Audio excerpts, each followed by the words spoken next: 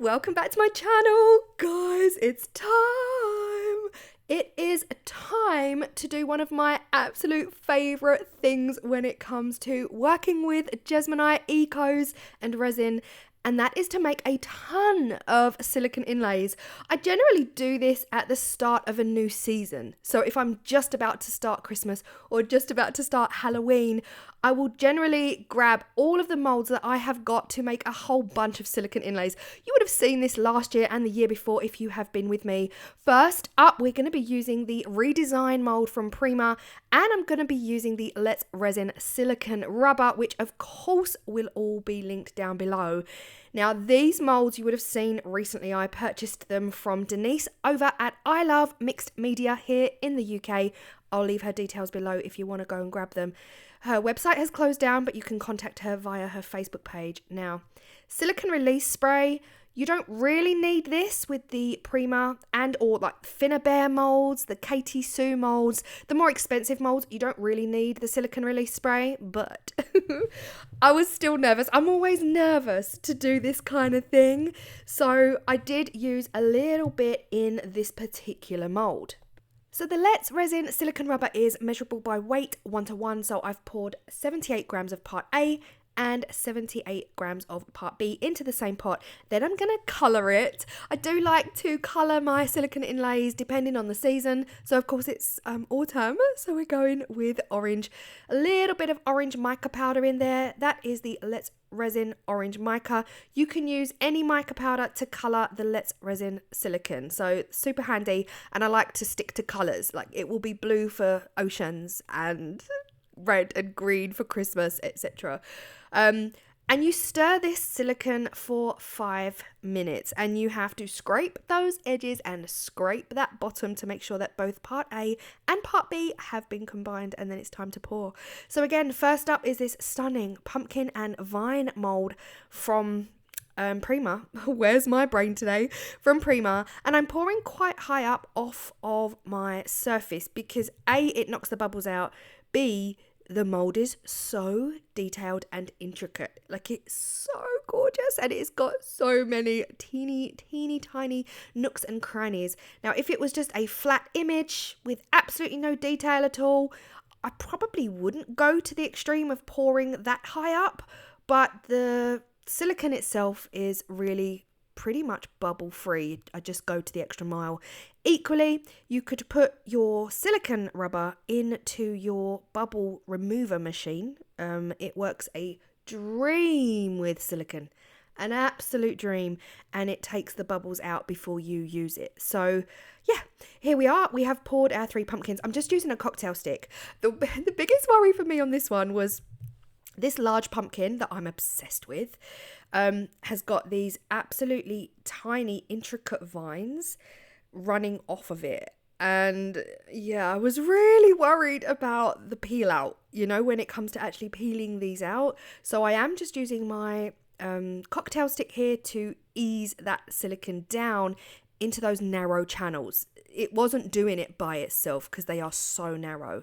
Next up, this mold. You guys loved this mold the other day when I made that giant autumn pot, and I stuck these decals all around the outside as well. So this again is another Prima redesign.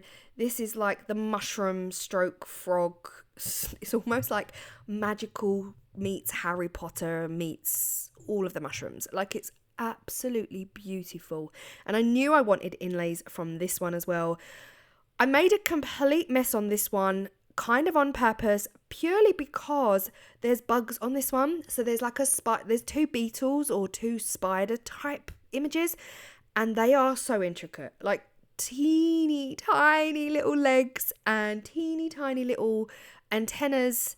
And yeah, I figured the only way to make sure that I totally get those filled in is to just do the scrape technique. So I just pour, get messy.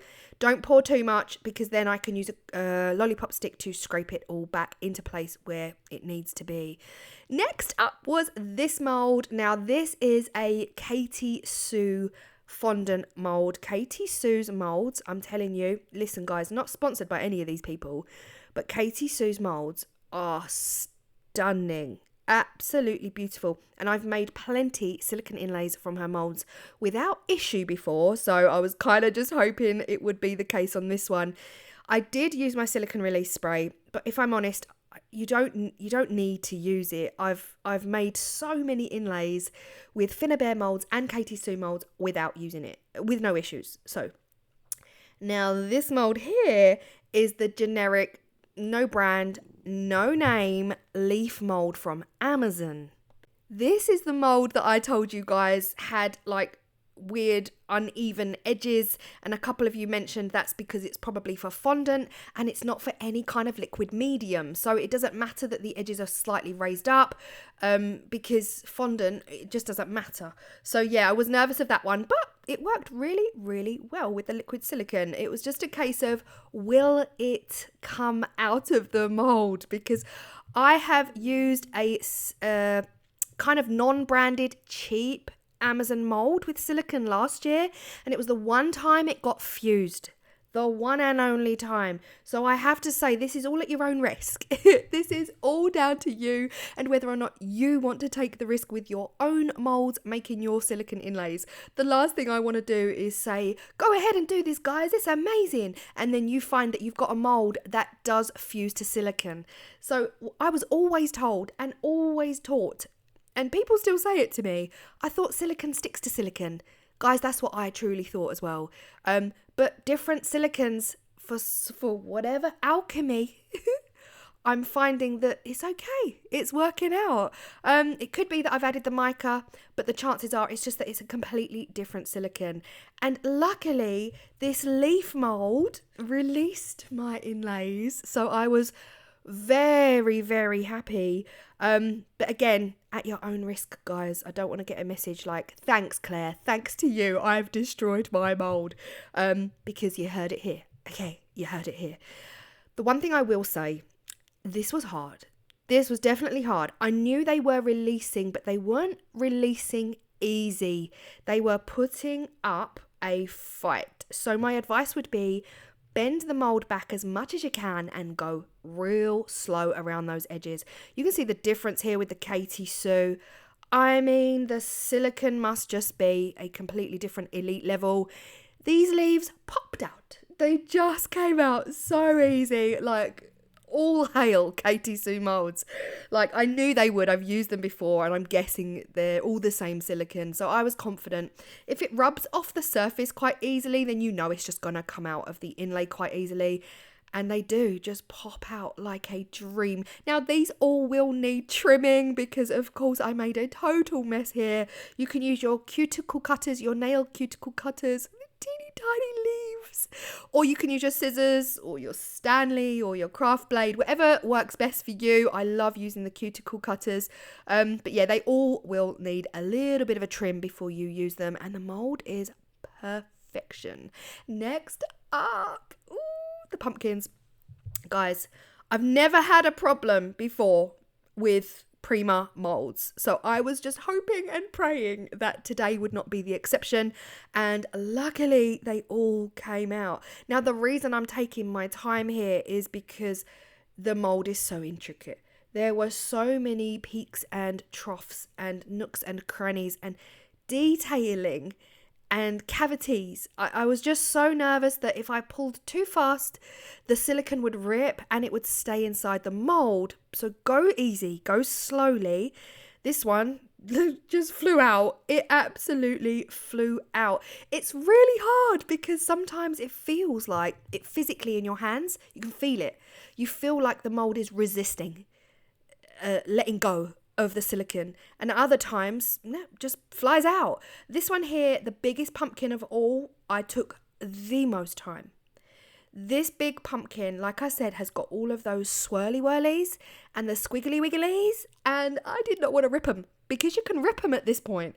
So I was going about as slow as I physically could to tease. That's the word. You want to slowly rub your finger along the surface to tease out those teeny tiny channels and those stunningly detailed vines that are just hanging off the side. This was the bit I was most nervous about. So go in slowly, go easy, and just slowly but surely pull it out of the mold. And oh my goodness, it came out perfect. Absolutely perfect. It picked up every little detail on that stunning pumpkin. Next up was this mold. You guys remember the owl? Oh, it is just gorgeous. And the rest, we've got the frog, we've got the cloche, we've got the beetles, we've got the big mushroom cluster. The cloche came out so easy, like so easy. Again, this is a Prima redesign mold, so I'm kind of confident with this kind of mold. I feel like the Katie Sue molds and the Prima Finnabair molds, they're all the same top quality, high standard silicone, and they're a tougher silicone. It's not like, you know, the Molds and Shapes molds are super beautiful, soft, squishy silicone. These are not. These are, I can only describe as hard molds. Bendable, of course, but totally trust them with my silicone. I totally trust them. The frog itself, we did lose part of its bum. I don't know what it was. I don't know if it was a tail, but frogs don't have tails. Do they? Do frogs have tails? Oh my gosh. Guys, am I just only now learning something? Yeah, it had something at the back that we did lose in the mold. It was probably the back leg or the back of the leg, you know. But anything that's straight down like this is like the feather pen. You guys all told me it was probably a quill. Anything like this that's straight, really straightforward, peel it straight out. No issues whatsoever. The mushroom cluster. Now, here's the thing. If you are going to do this and you have got a detailed mold like this, this was the most nerve-wracking one.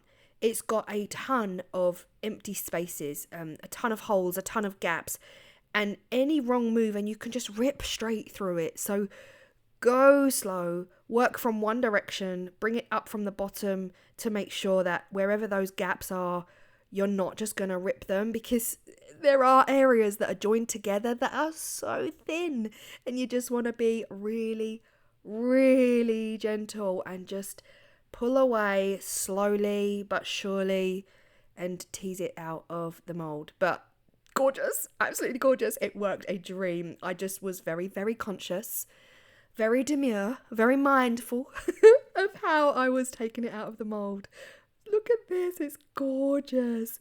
Next up, again, the mushrooms flew out. Absolutely flew out. Really easy because it's just straight down and there was no real detail there. I am going to fast forward here because you do not need to see me actually peel these out. I don't know if you're finding this actually interesting or not. But the potion bottle did come out, and then I just fast forward to the beetle because the beetles were the biggest worry. Teeny tiny legs, lots of tiny channels, and the only way I could really confidently get them out was to start from the legs. So I started pushing outside in, if that makes sense, especially on that final beetle. They came out a dream. This one, so detailed, I love it.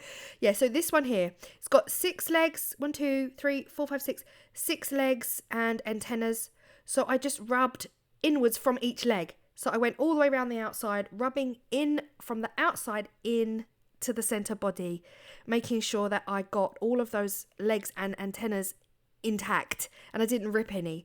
This was the one that was making me most nervous because the details are just so intricate. You've got to be super careful. And then just pop that a body right out of the center, and oh, he's a beauty. Didn't lose a single leg. It's got everything. It's got its eyes. It's got its little nose. Didn't lose anything. So I was really, really happy. This is what we're looking like. Now, like I said at the beginning, I generally do this at the start of a season, so I could have really done with doing this a week or so ago. But now the possibilities are endless. You can, of course, use the molds as they were intended as silicone molds. A bit radical, I know. But now you've doubled your options. If you had 50 options with one mold, you've now got 100 because you've got inlays as well as the mold. So now I've got all of these absolutely beautiful silicone inlays that I'm going to be able to crack on and get even more autumn videos done by using the inlays and not just the molds. And I fully plan on doing this for Halloween as well, or Christmas, either one. Both work. I hope you feel inspired. Please remember, this is at your own risk. The cheaper the mold, the less the success. That's what I found last year. I bought a mold for like £1.50 from Amazon, and honestly guys, it completely fused with the silicone and it was destroyed and I could never use it again. So the cheaper the mold, the higher the risk, but again, it is at your own risk. Don't come for me if you destroy your mold. I take absolutely no responsibility other than a little bit of inspiration and all that jazz. I hope you've enjoyed. I cannot wait to start using these. I've got loads of videos lined up and I will see you then. Bye.